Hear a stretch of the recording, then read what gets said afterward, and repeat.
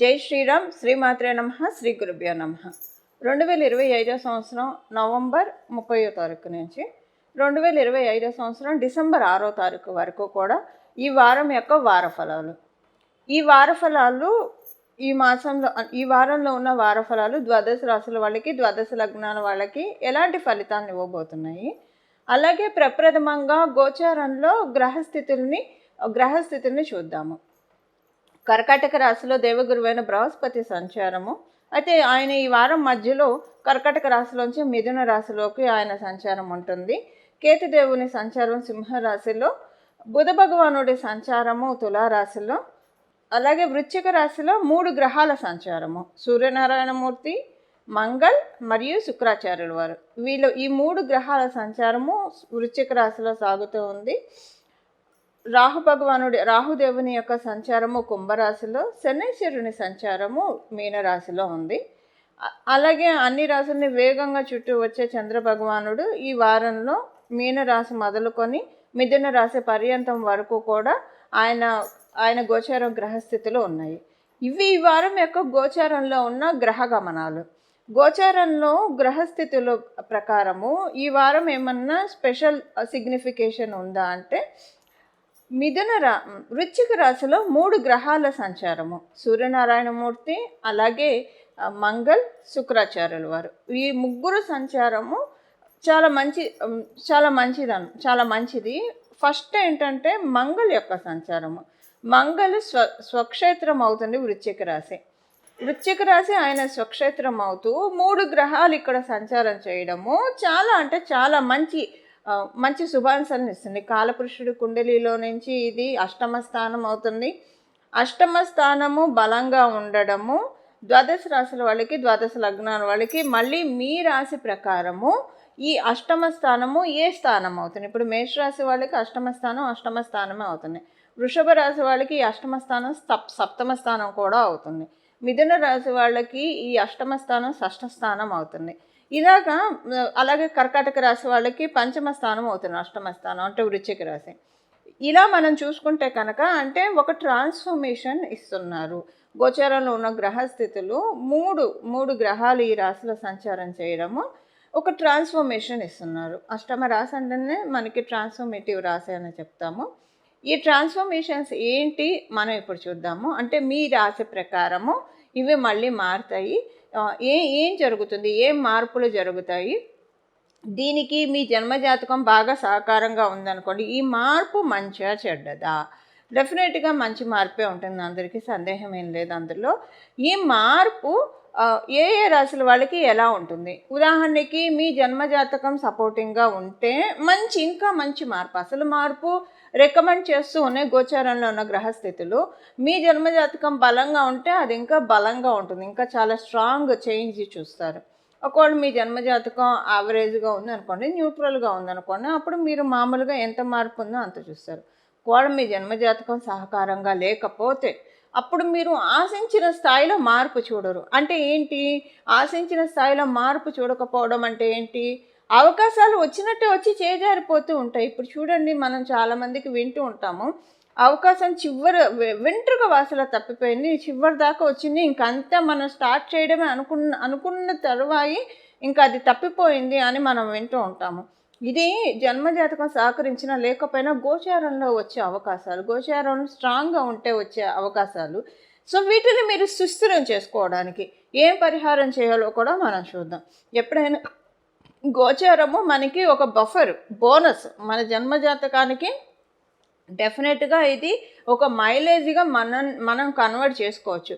ఇప్పుడు చూడండి, మన జన్మజాతకంలో యోగాలు ఉన్నా లేకపోయినా అన్ని యోగాలు ఇప్పుడు పరాశర సంహితలో ఉన్న 300 యోగాలు ప్రతి ఒక్కళ్ళకి అందరికీ ఉండవు.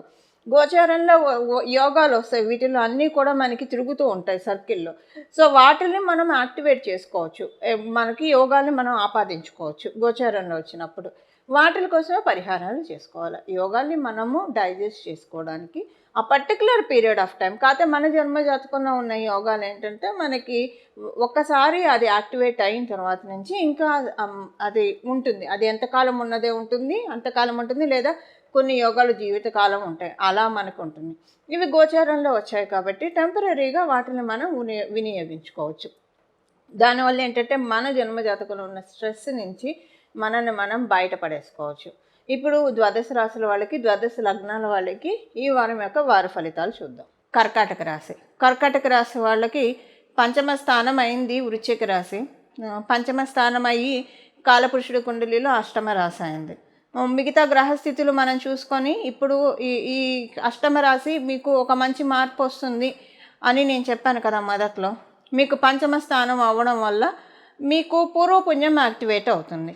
అందువల్ల కొన్ని మంచి మార్పులు మీరు చూస్తారు. ఏ ఏ విషయాల్లో మీరు చూస్తారు? పంచమ స్థానం మీకున్న సర్కిల్లో మంచి పేరు వస్తుంది. ఇప్పటిదాకా మీకు ఏదన్నా మిమ్మల్ని ఎవరైనా అపార్థం చేసుకొని ఉన్నా, ఒకవేళ ఏమన్నా చెడ్డ పేరు ఉన్నా, అపార్థం చేసుకొని మీ మీద లేనిపోని నిందలు వేసినా అవన్నీ తొలగిపోతాయి. డెస్టినీ ఇప్పుడు కళ్ళకు కట్టినట్టు చూపిస్తుంది. వీళ్ళ మీద వీళ్ళు నిందకి అనర్హులు, వీళ్ళకి ఎలాంటి ఇది లేదు, వీళ్ళు చాలా ప్యూర్ చేస్తుంది డెస్టినీ ఇప్పుడు. సో అష్టమ రాశి అదొకటి ఉంది. అండ్ ఇంకొకటి ఏంటంటే వృశ్చిక రాశ్యాధిపతి మీకు పరిపూర్తి రాజయోగాన్ని కూడా ఇస్తాడు. అందువల్ల మీకు 3 బెనిఫిట్స్ ఉన్నాయి. మీకు సింహరాశి వాళ్ళకి ఎక్కువ బెనిఫిట్స్ ఉన్నాయి. ఎక్కువ బెనిఫిట్స్ అంటే 3 రకాలుగా ఉన్నాయి వరాలు. ఒకటి, మీకు పేరు పెరుగుతుంది, పేరు ప్రతిష్ట పెరుగుతుంది. ఒకవేళ మీరు విద్యార్థిని ఉన్నారనుకోండి, విద్యార్థినులు అయితే మీకు చదువుకున్నది బాగా గుర్తుంటుంది, ఎక్కువ పోర్షన్ మీరు కవర్ చేయగలుగుతారు. ఇలా మీకు విద్యలో మీరు రాణిస్తారు. మీ ఇంట్లో వాళ్ళకి కూడా బాగుంటుంది ఇప్పుడు మీకున్న ఈ గోచర గ్రహస్థితుల వల్ల. అలాగే మీరు గృహిణులు అయితే మీకు ఉంటుంది, మీ ఇంట్లో వాళ్ళకి ఉంటుంది. ఇది ఒక బెనిఫిట్ ఉంటుంది. సెకండ్ ఏంటంటే లక్ష్మీ యోగం అని కూడా చెప్పచ్చు. శ్రీలక్ష్మి యోగము, శ్రీలక్ష్మి కటాక్షాన్ని మీరు చూస్తారు. ఫైనాన్షియల్గా మంచి పీరియడ్లోకి మీరు వెళ్తారు. అండ్ థర్డ్ థింగ్ ఏంటంటే మీకు కొంతమంది వ్యక్తులు కలుస్తారు. బాగా సొసైటీలో గుడ్ ర్యాప్ ఉన్న వ్యక్తులతోటి అసోసియేషన్ ఏర్పడుతుంది. ఏర్పడి అది మీకు ఒక టర్నింగ్ పాయింట్ అవుతుంది. మీ లైఫ్ చాలా ట్రాన్స్ఫర్మేటివ్ మోడ్లోకి వెళ్తుంది. ఇప్పుడు మన అసోసియేషన్ ఉండే దాన్ని బట్టి, ఎవరితో ఉంటుందో దాన్ని బట్టి మన గ్రోత్ కూడా ఇంటర్లింక్ అయి ఉంటుంది. ఈ సమయంలో మీరు ఎవరిని కలుస్తారో ఈ అసోసియేషన్ డెఫినెట్గా ఇంకా వాళ్ళని మీరు జన్మలో మర్చిపోలేరు. ఎందుకంటే వాళ్ళు ఒక రకంగా అదృష్ట దేవతలుగానే మీ జీవితంలోకి వచ్చారేమో అని మీకు అనిపిస్తుంది. డైరెక్ట్గా వాళ్ళ వల్ల, లేకపోతే వాళ్ళతో సంబంధం లేకుండా మామూలుగా ఇప్పుడు కొంతమందిని కలిస్తే మనకి కొన్ని పూర్వజన్మ ప్రారంధ కర్మలు వాళ్ళని మీట్ అవ్వడం వల్ల కర్మలు తీరుతాయి, లేదా శుభాంశాలు యాక్టివేట్ అవుతాయి. సో శుభాంశాలు యాక్టివేట్ అవ్వడం వల్ల మంచి మార్పు మీరు చూస్తారు. ఇది వాళ్ళతోటి అసోసియేషన్ వల్ల కావచ్చు, లేదా వాళ్ళతోటి కాకపోయినా ఉండవచ్చు. అందుకే కదా ఇప్పుడు మన సమూహాన్ని చూడమని చెప్తారు. మనం ఎవరితో ఫ్రెండ్షిప్ చేస్తున్నాం. ఇప్పుడు వివాహం అయితే కొంతమందికి కలిసి వస్తుంది, పిల్లలు పుడితే కలిసి వస్తుంది. దానికి కారణం ఏంటంటే పర్టికులర్ పర్సన్స్ తోటి అసోసియేషన్ మన జాతకంలో ఉన్న యోగాల్ని, లేని యోగాల్ని కూడా మనకి తెచ్చిపెడుతుంది. సో దానికి రివర్స్ కూడా ఉంటుంది.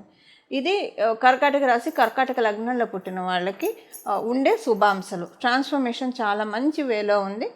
సో ఇది ఈ వారం యొక్క గోచార గ్రహస్థితుల ఫలితాలు. ఇది మీరు ఎప్పుడు చూస్తారు?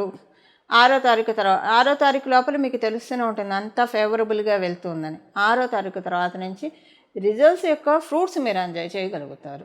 ఈ వారం చేసుకోవాల్సిన పరిహారము, నేను ముందే చెప్పినట్టు అష్టమ రాశి చాలా బలంగా ఉంది. అష్టమ రాశి బలంగా ఉండడం వల్ల ఈ వారం చేసుకోవాల్సిన పరిహారం మనం ఒక్కసారి చూద్దాం.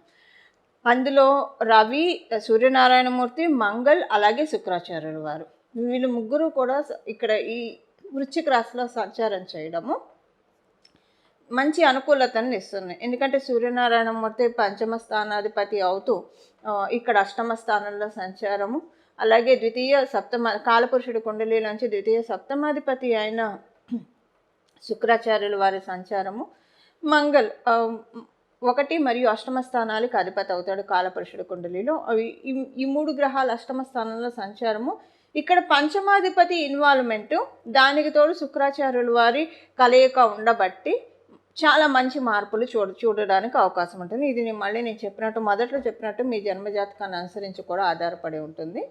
మనం చేసుకోవాల్సిన పరిహారం ఏంటంటే, ఈ వారం మీరు చేసుకోవాల్సిన పరిహారము మీ దగ్గర మీ ఇంటి దగ్గర ఏదన్నా గోశాల ఉన్నా లేదా గోవులు మీకు అందుబాటులో ఉంటే గోవులకి ఆహారం తినిపించండి ఈ వారం మొత్తం కూడా. ఒకవేళ మీకు అది అవ్వలేదు అనుకోండి, అంటే ఉదాహరణకి మీ ఇంటి దగ్గర గోశాలలు లేవు, అలాగే మీ ఇంటి చుట్టుపక్కల గోమాతలు కూడా మీకు అంటే ఏం కనిపించట్లేదు అని అనుకుంటే కనుక, అప్పుడు మీరు చేయాల్సింది ఏంటంటే కృష్ణాష్టకం చదువుకోండి. ఈ వారం రోజులు కూడా 3 సార్లు, ప్రతిరోజు 3 సార్లు కృష్ణాష్టకం చదువుకుంటే, ఆయన గోపాలుడు కాబట్టి కృష్ణుడిని పూజిస్తే గోవుల్ని పూజించినట్టు వస్తుంది. అంటే మనకి ఎదురుకుండా ఉంటే మనం వాటికి ఆహారం పెట్టాలి. వాటిని పూజించడం అంటే ముందు వాటికి సరైన ఆహారం పెట్టి కడుపు నింపాలి. అలాగే గోశాలకి వెళ్ళినప్పుడు వాళ్ళు అక్కడ ఉన్నవాళ్ళు చెప్పిన దాన్ని బట్టి ఆహారం పెట్టండి. ఎప్పుడైనా మనం పెట్టే ఆహారము గోవులకి ఇబ్బంది కాకుండా చూసుకొని వాటికి ఏం పెట్టచ్చు అన్న ఆహారాన్ని చూసుకొని అలాంటి వాటినే పెడితే మంచిది. అంటే మనకి పుణ్యం రాకపోగా పాపం అయితే రాకూడదు కదా. సో ఇదొకటి మీరు చూసుకోండి. ఇప్పుడు మీకు ఇదేమో అందుబాటులో లేకపోతే ప్రతిరోజు 3 సార్లు కృష్ణాష్టకం చదువుకుంటే శ్రీకృష్ణ పరమాత్ముడి దయ వల్ల గోచారంలో ఉన్న ఈ యోగం మ్యాక్సిమం ఫలితాల్ని మనందరం కూడా తీసుకోవడానికి చక్కటి అవకాశాలు ఉంటుంది. ఇది ఈ వారం గోచార గ్రహస్థితుల ఫలితాలు. మంగళం. నమో భగవతే వాసుదేవాయ.